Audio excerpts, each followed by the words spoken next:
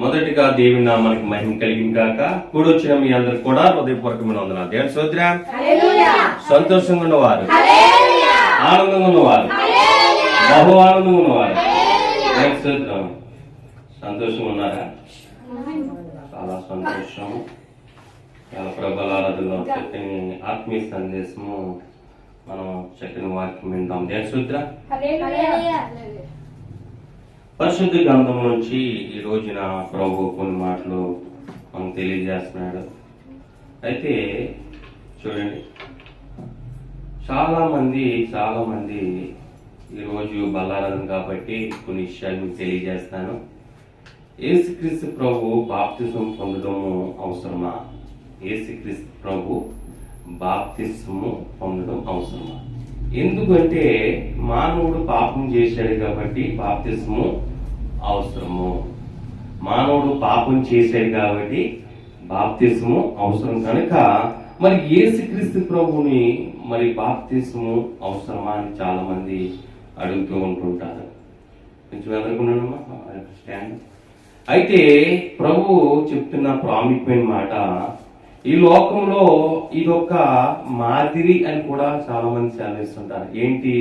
యేసుక్రీస్తు ప్రభు ఒక బాప్తిసము ఇది మాదిరిగా చాలా మంది ఆలోచన చేస్తుంటారు. కానీ పరిశుద్ధ గ్రంథం ఏం సెలవిస్తుందంటే, సరే ఇప్పుడైతే మానవులుగా మన మధ్యన ప్రభు ఉన్నాడు కాబట్టి మనం బాప్తిసం పొందాము. మరి క్రీస్తు పూర్వం పరిస్థితి ఏంటి? వారు ఒక పాపం ఎలాగా తీయబడింది అనేది మన అంశం చూద్దాం. దేవుని స్తోత్రం చెప్తామా? యోహాను సువార్త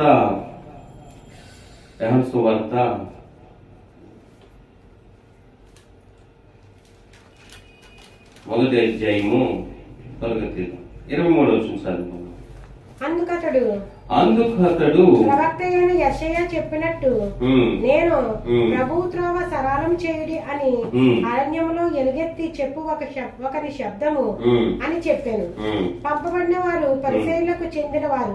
వారు, నీవు క్రీస్తువైనను ఏలియావైనను ఆ ప్రవక్తవైనను కాని ఎడల ఎందుకు బాప్తిసం ఇచ్చుచున్నావని అతన్ని అడుగగా, యోహాను, నేను నీళ్లలో బాప్తిసం ఇచ్చుచున్నాను గాని నా వెనుక వచ్చుచున్నవాడు మీ మధ్య ఉన్నాడు, మీరు ఆయన నెరుగరు.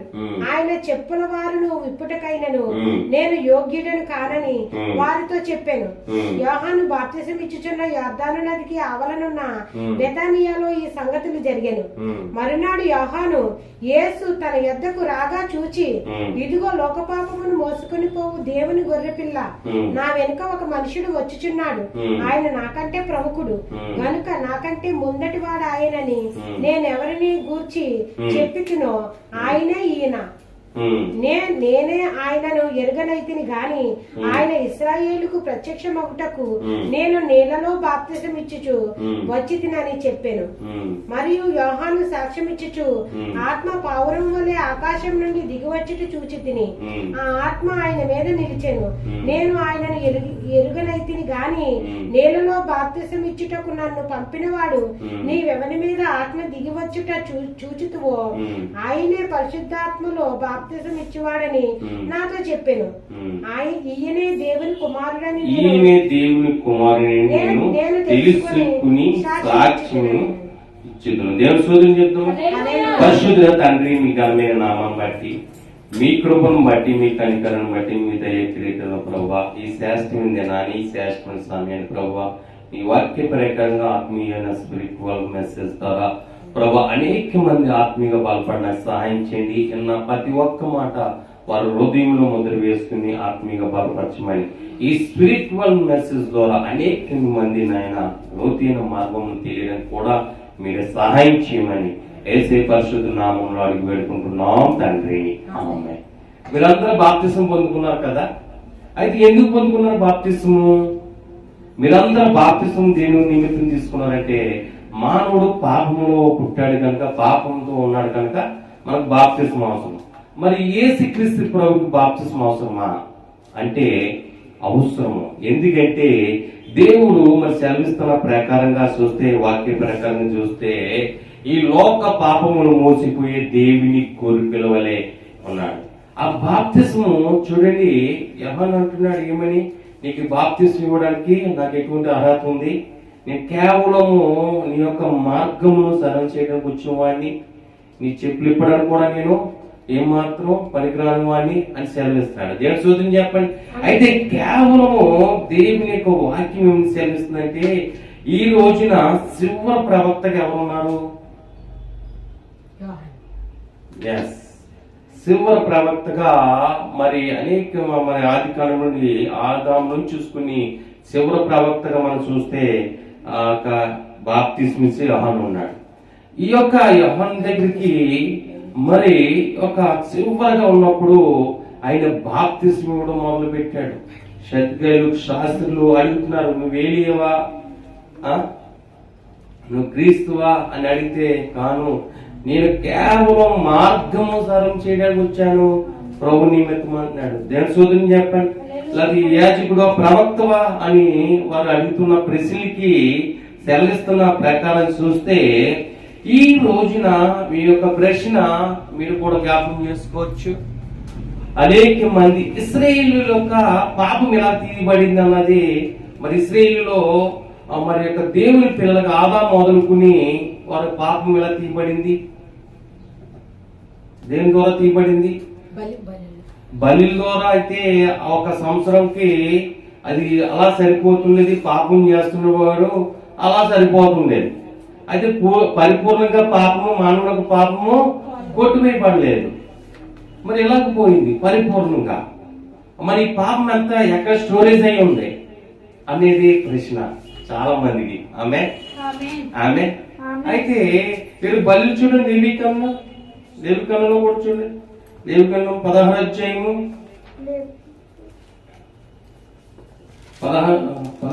21 అప్పుడు అహరోను సజీవమైన ఆ మేక తల మీద తన 2 చేతులుంచి ఇశ్రాయేలు పాపములన్నీ, అనగా వారి దోషములన్నీ, వారి అతిక్రమములన్నీ దాని మీద ఒప్పుకొని ఆ మేకల మీద, ఆ మేక తల మీద వాటిని మోపి తగిన మనుషుని చేత అరణ్యములోనికి దాన్ని పంపవలెను. ఆ మేక వారి దోషములన్నిటినీ ఎడారి దేశములకు భరించిపోవును. చూడండి, అప్పుడు యాజకులు ఆ చేసిన పాప నిమిత్తం ఒక గొర్రెని తెచ్చుకున్న, మేకని తెచ్చుకున్న ఆ చేతి నుంచి స్ప్రెడ్ అయ్యి మరి గొర్రెకి వెళ్ళినప్పుడు ఆ గొర్రె నుంచి మరి యాజకుడు బలి ఇవ్వడం జరిగేది. అది ఎంతకాలము? 1 సంవత్సరం పాటు.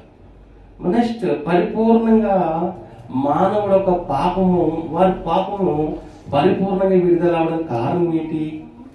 ఇప్పుడు మరి యొక్క పాపం పోతుంది అంటే పాపంలోనే మరణించారా?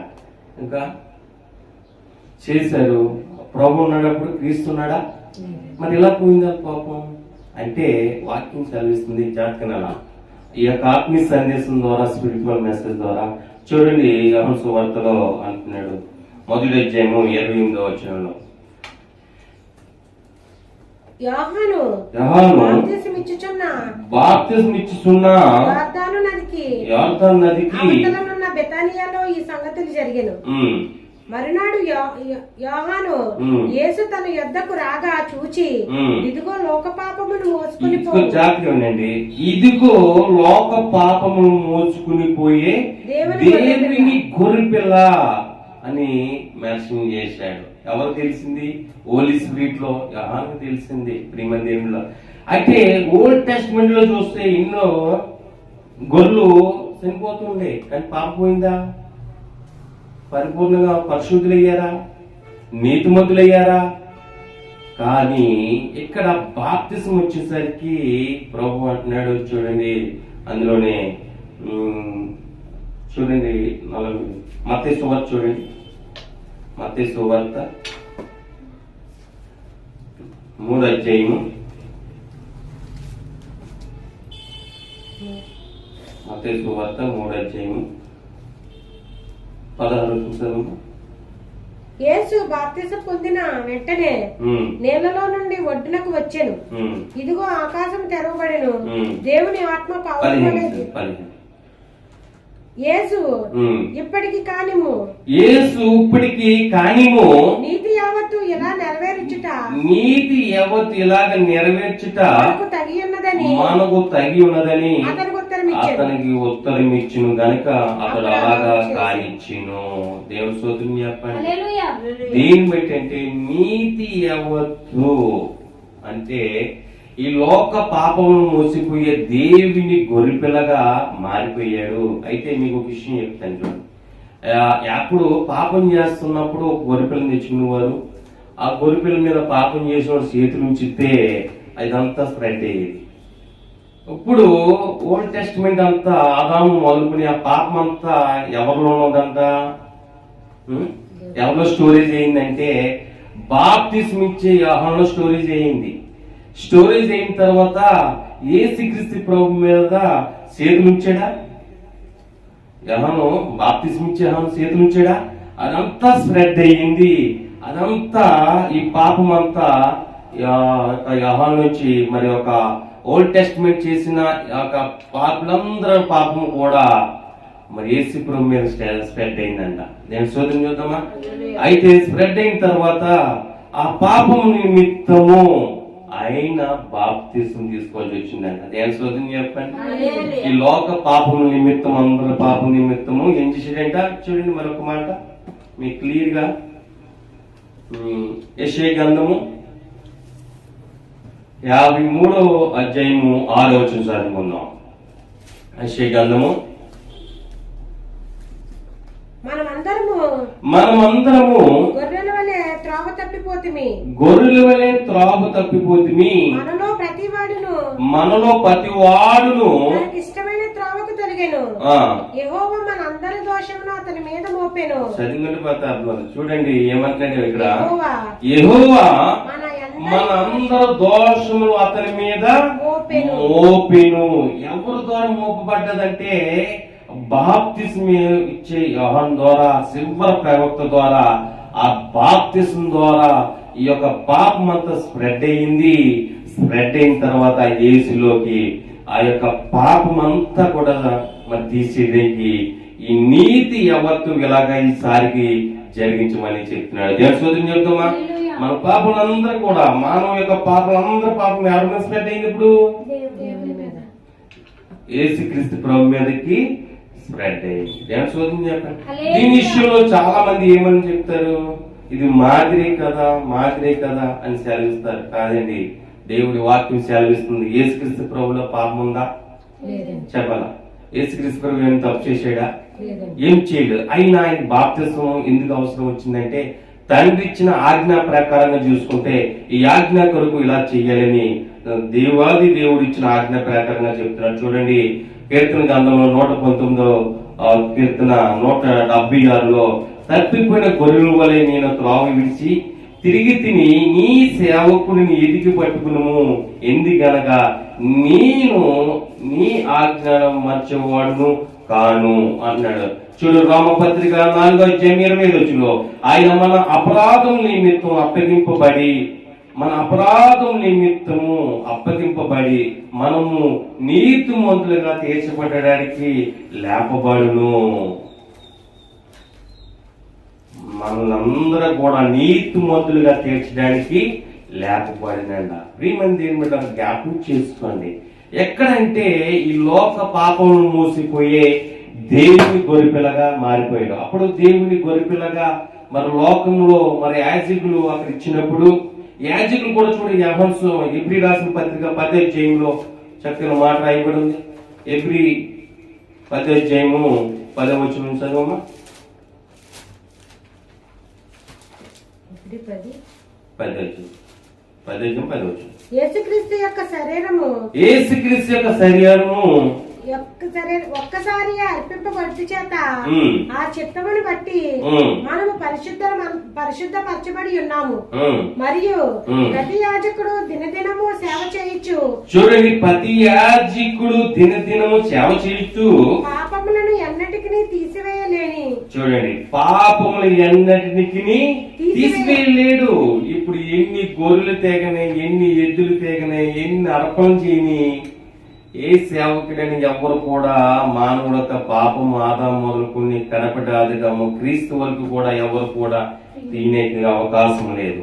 ఆ పాపం అంతా స్టోరేజ్ చేయడానికి యాజకుల్లో ద్వారా స్ప్రెడ్ అయ్యి అది చివరి ప్రవక్తగా బాప్తిజం ఇచ్చే యోహానుకి.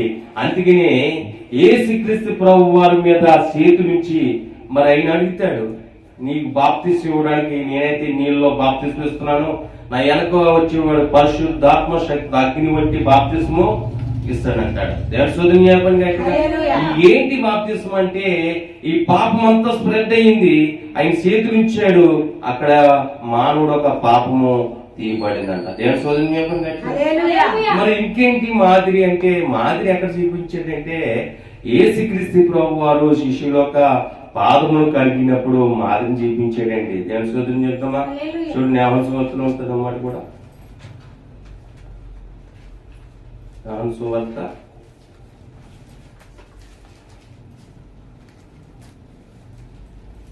13వ అధ్యాయము 15వ వచనం. సువార్త 13వ అధ్యాయం 15వ వచనం. 13వ అధ్యాయం. నేను మీకు చేసిన ప్రకారము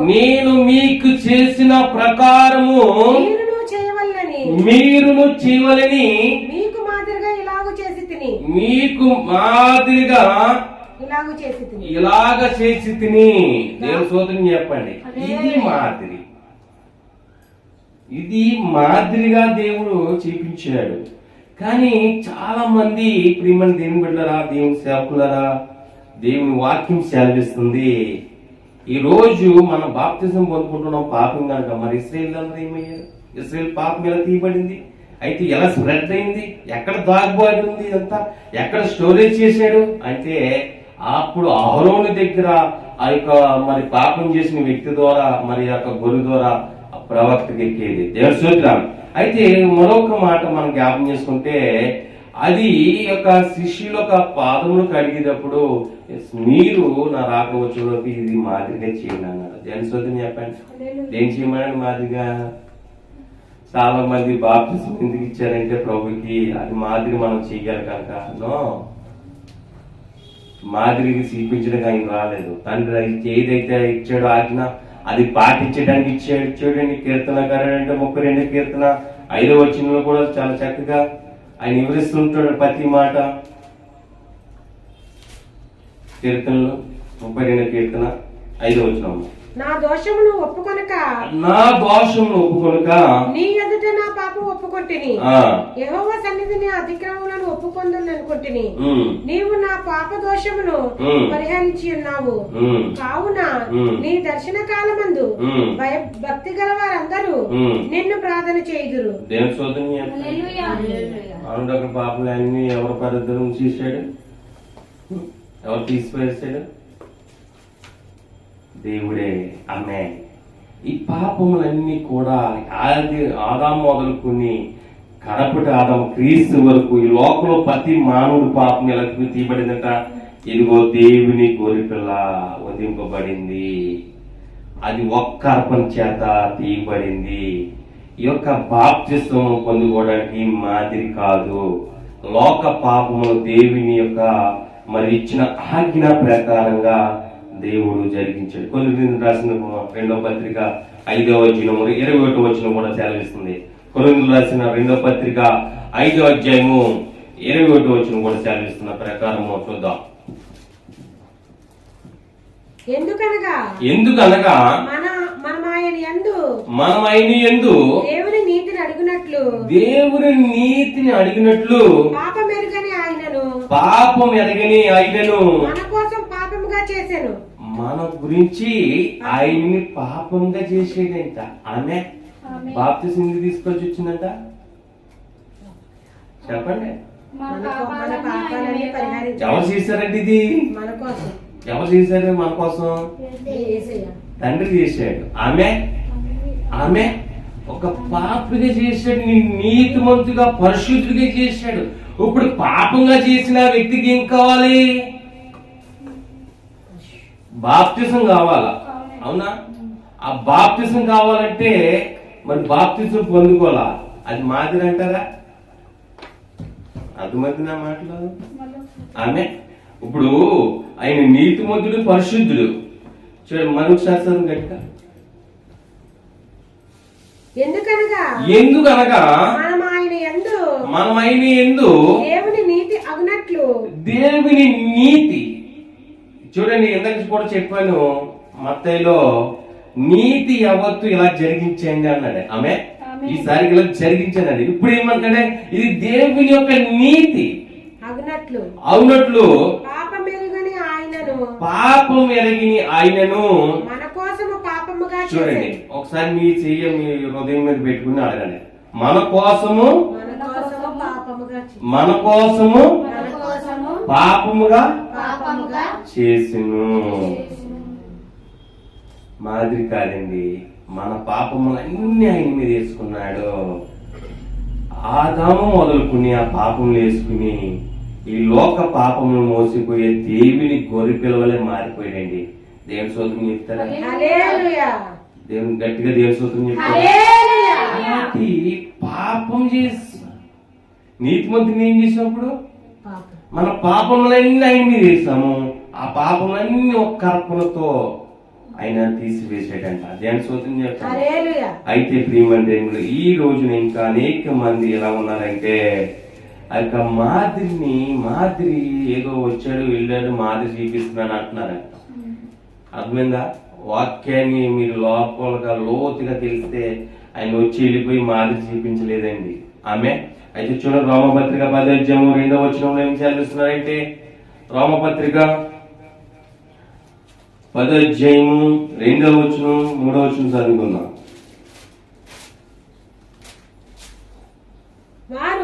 వారు దేవుని యందు ఆసక్తి గలవారని వారిని గూర్చి సాక్ష్యం ఇచ్చుచున్నాను. అయినను వారి ఆసక్తి జ్ఞానానుసారమైనది కాదు.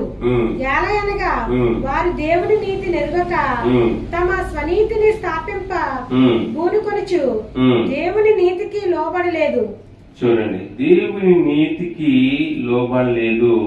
అందుకే ఆ యొక్క ఇదన్నీ యావత్తు కూడా ఆయన వేసుకున్నాడు. చూడండి, రోమపత్రిక 3:10 కూడా రాయబడింది. ఇందుని గురించి రాయబడినది ఏమనగా, నీతిమంతుడు లేడు, ఒక్కడును లేడు. ఈ పాపం పోవాలంటే ఎవరు కావాలో? ఒక నీతిమంతుడు కావాలా. అందుకనే దేవాది దేవుడు ఈ లోకానికి వచ్చినప్పుడు బాప్తిస్మం ఇచ్చే యోహాను గమనించాడు. హోలీ స్పిరిట్ లో లోక పాపను మోసిపోయి అంత దూరంగా ఈ లోక పాపను మోసిపోయి దేవుని గొర్రెపిల్ల అని సెలవిచ్చాడు. గొర్రెపిల్లగా ఆయన వచ్చి ఆ యొక్క బాప్తిస్మం పొందుతున్నప్పుడు ఆయన కూడా అంటాడు, నీకు నేను బాప్తిస్మం ఇచ్చి, నేనైతే నీటిలో బాప్తిస్మం ఇస్తున్నాను, మీరైతే అగ్నిలో బాప్తిస్మం ఇస్తున్నాను అంటాడు. అగ్ని బాప్తిస్మం అనగా ఏంటండి? అగ్ని బాప్తిస్మం అనగా వాక్యములో వాక్యసరంగా జీవించడం. ఆమె నువ్వు ఇచ్చేది యేసుక్రీస్తు ప్రభు ఇచ్చే వాక్కు నీతిమంతులుగా తీర్చిపట్టడానికి ఆయన అగ్ని, నా మాట అగ్ని వంటిది అంటాడు కదా, ఆయన మాట అగ్ని వంటిది కనుక ఆ వాక్కు అగ్ని అంటే అగ్నిలో తీసేయడం కాదు. ఆమె అగ్నిలో బాప్తిస్మం పొందుకుంటారా? నిజంగా ఆయన మాట అగ్ని వంటిదంట. ప్రియమైన దేవుడుగా లోక పాపమును మోసిపోయే దేవుని గొర్రెపిల్లగా ఇచ్చాడు. అయితే శిష్యులు అడిగినప్పుడు, నువ్వు ఇలా చేస్తున్నారు కదా, అప్పుడు అడిగినప్పుడు ఒక మాదిరి ఏంటంటే, నా పాదాలు కడుగుతున్నప్పుడు మేము కూడా మిమ్మల్ని కడగొచ్చి అన్నప్పుడు, ఈసారి ఇలా జరిగినవండి, ఇది మాదిరి మీకు చూపిస్తున్నాను అన్నాడు. దేవుని స్తోత్రం. అయితే ప్రియమైన దేవుడుగా ఇంకా మన ఆత్మీయ జీవితంలో చాలా మంది యేసుక్రీస్తు ప్రభు వారి మీద మరి ఒక మాదిరిని సింపుల్ గా తీసేస్తున్నారు. ఈ లోక పాపము అన్ని కూడా ఒక్కసారి పట్టవేయడానికి ఆయన వచ్చాడని తెలుసుకోలేకపోతున్నాడు. చూడండి, యెషయా గ్రంథంలో కూడా చక్కని మాట ఉంటుంది. చూడమ్మా, 55:7 55 భక్తిహీనులు తమ మార్గమును విడవవలెను, దుష్టులు తమ తలంపులను మానవలెను. వారు యెహోవా వైపు తిరిగిన ఎడల ఆయన వారి యందు జాలిపడును. వారు మన దేవుని వైపు తిరిగిన ఎడల ఆయన బహుగా క్షమించును. నా తలంపులు మీ తలంపుల వంటివి కావు, నా త్రోవలు మీ త్రోవల వంటివి కావు. ఇదే యెహోవా వాక్కు. దేవుని స్తోత్రం చెప్తుంది. అందరిని ప్రేమించాడు, ఎందుకంటే క్షమించాడు. ఆయనలో పరిశుద్ధులుగా నీతిమంతులుగా ఈ నీ యొక్క దోషాలు పాపాలన్నీ తీసేయడంట. ప్రియమైన దేవుడు, ఈ రోజున ఇంకా ఆయన విషయంలో చాలా మంది అదే మాదిరి చేశాడు అనుకుంటున్నారు, కానీ అందులో చూడండి 10 వచ్చిన కూడా చూడండి 53:10. 53 యెషయా 53:10 కూడా.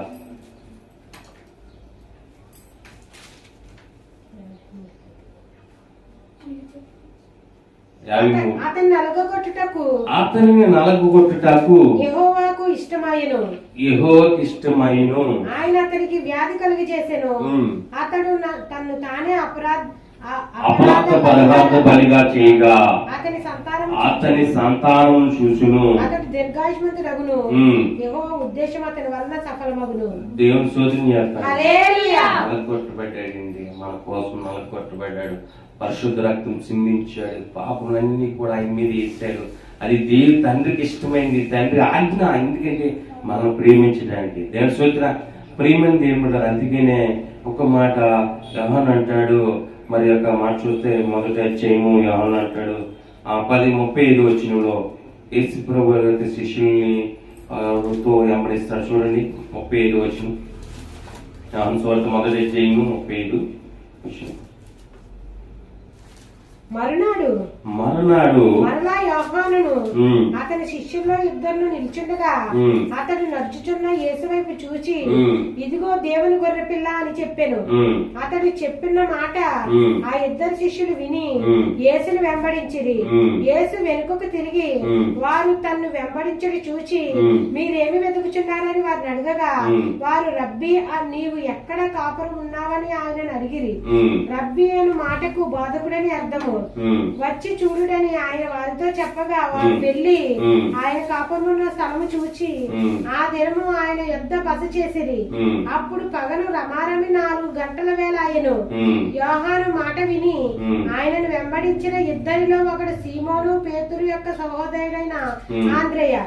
ఇతడు మొదట తన సహోదరుడైన సీమోను చూచి మేము మెస్సియాను కనుగొంటిమని అతనితో చెప్పి యేసునొద్దకు అతను తోడుకొని వచ్చెను. మెస్సియాను మాటకు అభిషక్తుడని అర్థము. యేసు అతని వైపు చూచి నీవు యోహాను కుమారుడువైన సీమోనువు, నీవు కెఫా అనబడదు అని చెప్పాను. కెఫా అను మాటకు రాయి అని అర్థము. చెప్పండి. ఇక్కడ కన్ఫర్మ్ చేసుకున్నారు మళ్ళీ. మరి యొక్క సర్వం యొక్క మార్గం సరళం చేస్తున్న మెషి ఈయన కదా అని మళ్ళీ ఇద్దరు శిష్యుని పంపిస్తే వాళ్ళని అక్కడి నుంచి ఏం వార్త ఇచ్చారు, ఈయన మెషి అని అక్కడ ఉండిపోయాడు యేసు ప్రభుతో. దేవుని స్తోత్రం చెప్పండి. అయితే ప్రియమైన దేవుని బిడ్డలారా, మనము చదివిస్తున్న వాక్యం చదివిస్తున్న మాట ఏంటంటే యేసుక్రీస్తు ప్రభుకి బాప్తిస్మ అవసరమా అంటే అవసరము. ఎందుకంటే తండ్రి ఒక ఆదాము మొదలుకొని కడపడి ఆదాము అనగా భూమి మీద ప్రతి మానవుడు పాపము ఆయనకి ఇచ్చాడు. అందుకనే పాపముగా మరి స్ప్రెడ్ అయినప్పుడు ఈ యొక్క బాప్తిస్మ ఇచ్చిన యోహాను నుంచి మన చేతి నుంచి ఉన్నప్పుడు అదంతా గొర్రెపిల్ల మీద ఎలాగైతే స్ప్రెడ్ అయ్యిందో ఆయన మీద స్ప్రెడ్ అయింది. ఆయన క్రీస్తులో మనందరి కోసం ప్రాణం పెట్టాడు కాబట్టి ఒక్క అర్పణతోనే కొట్టువేయబడ్డాడు. నేను స్తోత్రం చెప్పాను. హల్లెలూయా. చాలా లోతైన మనం తెలియక చాలా మంది మనం కూడా అలా బాప్తిసం పొందుకోవాలని మాది చూపించారు యేసుక్రీస్తు ప్రభు అంటారు. కానీ ప్రతి రిఫరెన్స్ తో మీకు తెలిపిస్తున్న మాట ఏంటంటే అది మాదిరి కాదు. కానీ ఈసారి నా యొక్క శిష్యులు పాదాలు కడిగేటప్పుడు ఇది మాదిరిగా అన్నప్పుడు మేము కడుగుతాము అన్నప్పుడు శిష్యులు అప్పుడు ఈసారికి అలా జరిగించండి ఈ మాదిరిగా అంటారు. దేవుని స్తోత్రం చెప్తామా. అలాంటి దేవాది దేవుని వాక్యము ఆత్మీయ జీవితంలో మనం ఏం నేర్చుకోవాలంటే లోతైన మర్మం తెలుసుకోవాలి. ఎందుకంటే బాప్తిస్మ ఇచ్చే యోహాను అన్నాడు, ఒకటే మాట్లాడాడు, నేను ఆయన కోసము మార్గము సరళం చేయడానికి వచ్చాను.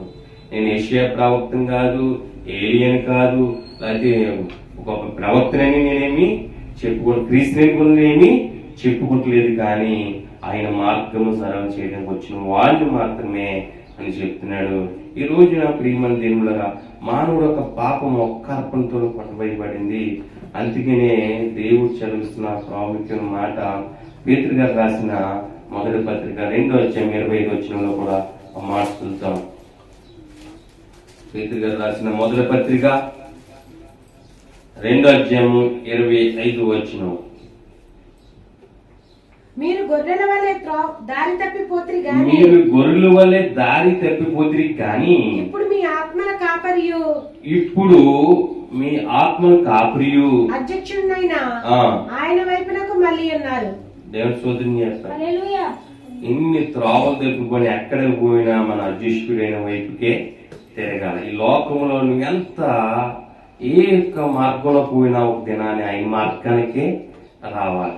పేతురు రాసిన మొదటి పత్రిక 3:18 కూడా ఆయన అంటాడు, అనగా మనలను దేవుని వద్దకు తెచ్చుటకు ఆ నీతిమంతుని కొరకు నీతిమంతుడికి క్రీస్తు శరీర విషయంలో చంపబడి అన్నమాట. దేవుని స్తోత్రం. మన యొక్క పాపములన్నీ తీసి ఒక నీతిమంతుని ఏం చేస్తాం? చంపిస్తారు. ఏం చేశారు? ఇవన్నీ కూడా దేవుడు మనల్ని ప్రేమించి ఇచ్చిన వాగ్దానము, మనల్ని ఎంతో ప్రేమించి ఆజ్ఞ. అందుకనే ప్రేమ దేవుడు ప్రభు విషయంలో చాలా ఓర్పు ఆయన మన పక్షాన్ని ప్రేమ చూపించాడు. తన సొంత కుమారుని వెనక తీయగానే ఉంటుంది రామపత్రిక 8:33. అయితే వెనక తీక మన కోసం ఏం చేశాడంట? అప్పగించాడు. మన పాపలన్నీ తీసివేసి ఆయన అప్పగించాడు. ఆయన మనందరం నీతిమంతులుగా పరిశుద్ధులుగా చేశాడు. ఇప్పుడు చెప్పండి, ఇది కేవలం మాదిరి అంటారా? ఇది ఏమైనా మాదిరిగా చేయడానికి పాపం అలా వచ్చి వెళ్ళిపోయాడైనా? అయితే ప్రేమని దేవుళ్ళరా, దేవుడు చెప్తున్నాడు ఈ రోజున మీకు అనేక ఆత్మీయ సందేశం ద్వారా, స్పిరిచువల్ మెసేజ్ ద్వారా మరి అనేక మందికి తెలియజేయాలని, ఈ వాక్యం ద్వారా అనేక మంది తెలుసుకోవాలని, మరి దేవాది దేవుని బట్టి ఆ మాదిరి కాదు కానీ ప్రభులో మన పాపములన్నీ కూడా ఆయన మన పరిశుద్ధులుగా నీతిమంతులుగా ఉంచడానికి తండ్రి ఆయన నలగొట్టి అలాగే ఇష్టమని కూడా ఇచ్చి ఆయన ఇచ్చిన ఆజ్ఞ ప్రకారం కుమారుడు జరిగించాడు. దేవుడి మాటలు దీవించిన కాక. ఆమేన్, ఆమేన్, ఆమేన్.